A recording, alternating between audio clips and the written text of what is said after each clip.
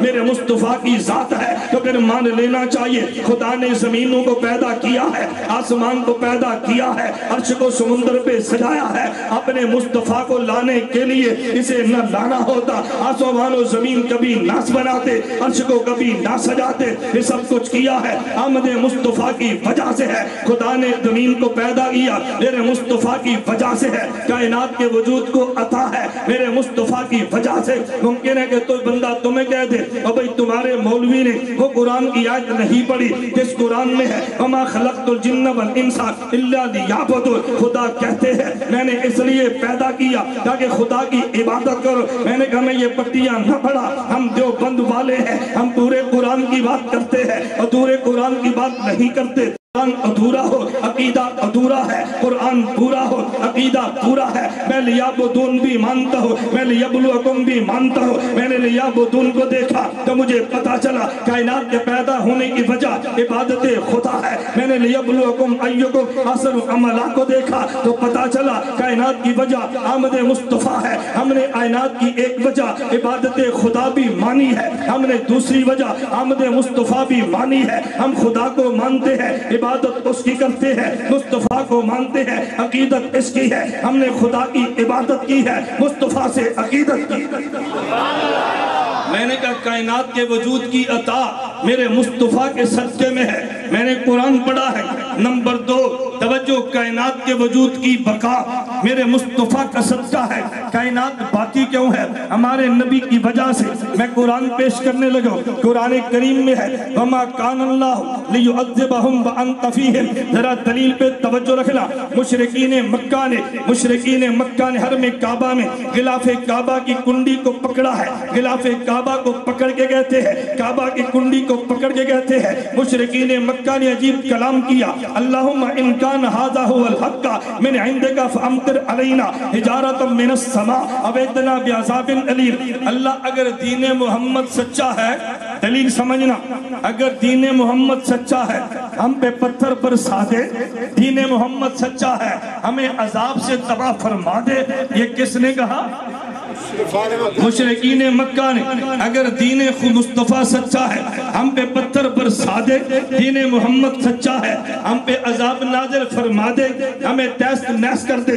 خدا نے ان پہ پتھر نہیں برسائے، خدا نے ان کو ہلاک نہیں کیا تو مشرک کہہ سکتا تھا کہ دیکھو میں سچا ہوں، اگر میں سچا نہ ہوتا پتھر برس جاتے، اگر میں سچا نہ ہوتا میں ہلاک ہو جاتا۔ میں نے بربادی خود مانگی ہے، خدا پھر بھی برباد نہیں کرتا۔ اس کا معنی یہ کہ میں سچا ہوں۔ توجہ رکھنا، خدا نے ان مشرکین پہ کرم یہ کیا، ان کی ڈٹائی کے باوجود انہیں ہلاک نہیں کیا۔ اب ہم گردن جھکا لیتے، ہم شرمندہ ہو جاتے، اصحاب پیغمبر شرمندہ ہوتے۔ جب مشرک یہ کہتا اگر میں سچا نہیں تھا برباد کیوں نہیں ہوا؟ خدا نے ان پہ کرم کیا، انہیں برباد نہیں کیا۔ ہم پہ کرم یہ کیا، انہیں برباد نہ کرنے کی دلیل دی ہے۔ اگر یہ تمہیں کہے نا ہم سچے ہیں اس لیے ہلاک نہیں ہے، تم نے کہنے نانا ہو تو تم جھوٹے، تمہیں ہلاک ہونا چاہیے تھا لیکن تمہیں ہلاک کیوں نہیں کیا؟ ہمیں خدا نے دلیل دی ہے، ذرا دلیل پہ توجہ رکھنا۔ وَمَا كَانَ اللَّهُ لِيُعَذِّبَهُمْ وَأَنْتَ فِيهِمْ، میرے مصطفیٰ ان کی ڈٹائی کا تقاضا یہ تھا، ان پہ پتھر برسا دیے جاتے، ان کے جرم کا تقاضا یہ تھا، انہیں برباد کر دیا جاتا۔ میں نے برباد کیوں نہیں کیا؟ وَأَنْتَ فِيهِمْ، ان میں تیری ذات جو ہے، میں ان کی ڈٹائی کو دیکھوں یا تیرے وجود کو دیکھوں، ان کی ڈٹائی کی وجہ سے ہلاک کرنا چاہیے تھا، ہلاک اس لیے نہیں کرتا، ان میں تیری ذات جو موجود ہے۔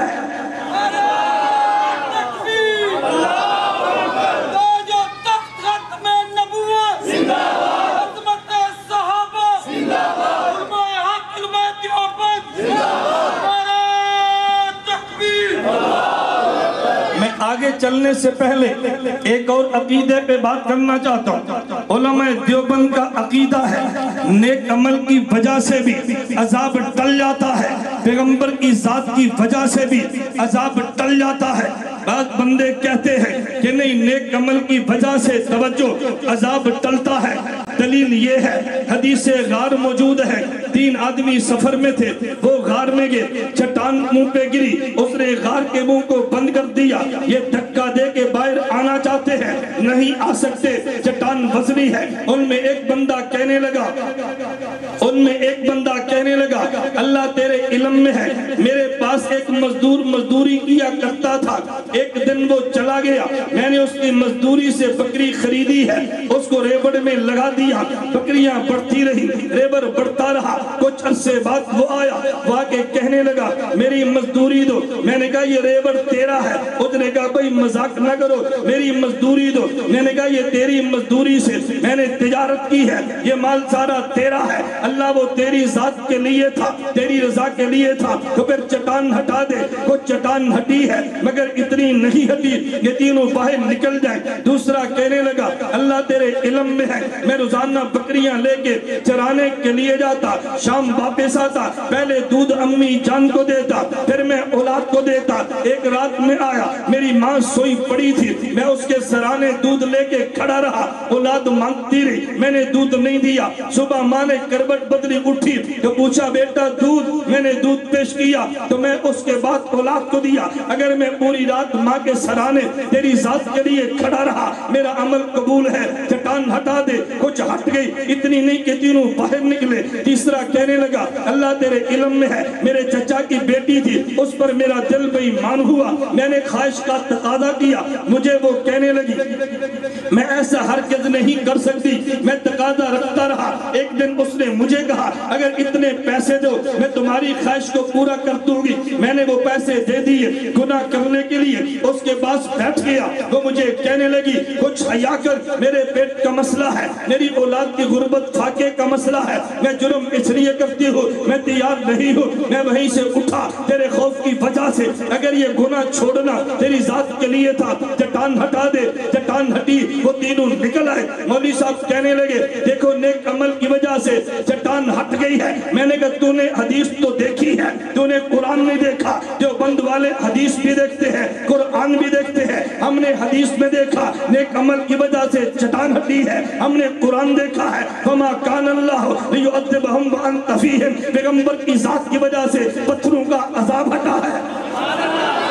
نیک عمل کی وجہ سے عذاب ٹل سکتا ہے تو پیغمبر کی ذات کی وجہ سے بھی عذاب ٹل سکتا ہے۔ تو نے صرف نبوت کا فرمان دیکھا ہے، جو بند والوں نے نبی پہ اترنے والا قرآن بھی دیکھا ہے۔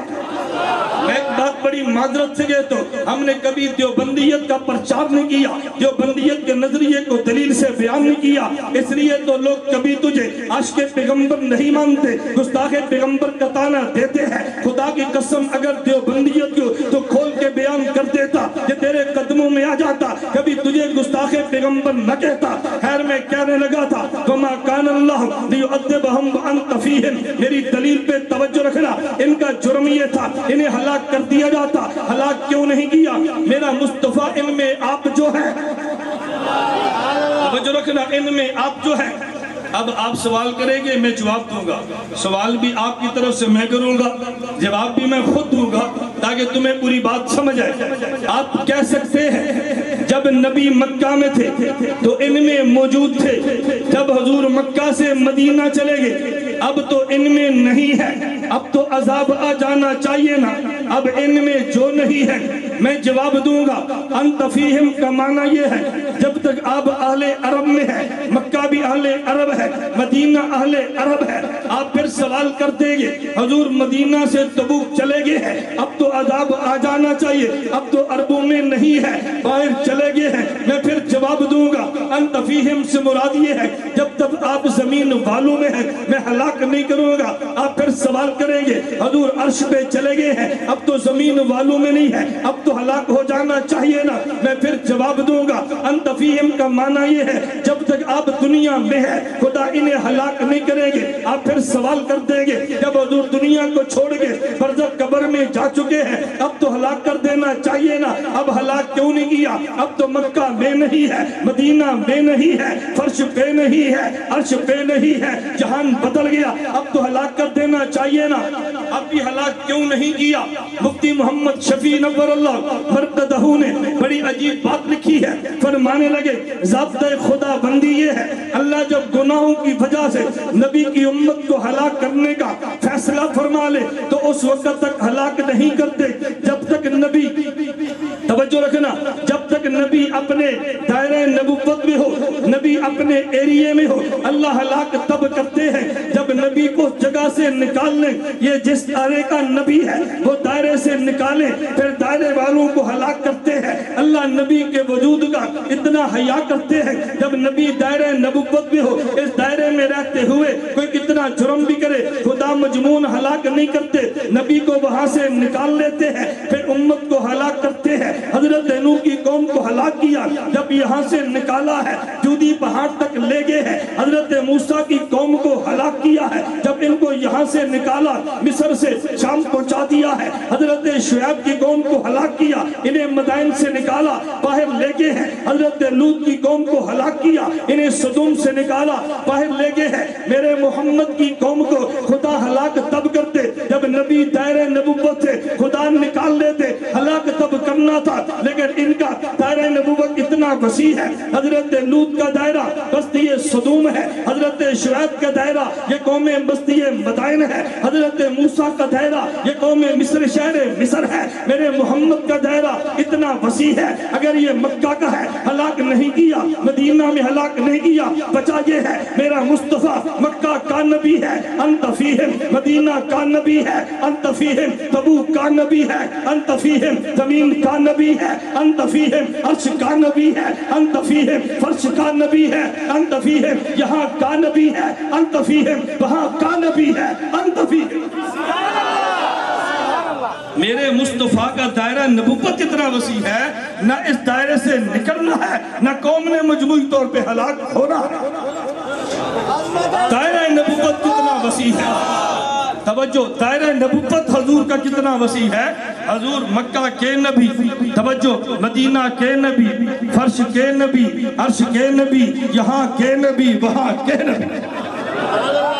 اس دائرے سے نکلیں گے تو قوم ہلاک ہوگی نا, نہ نکلنا ہے نہ قوم نے ہلاک ہونا ہے.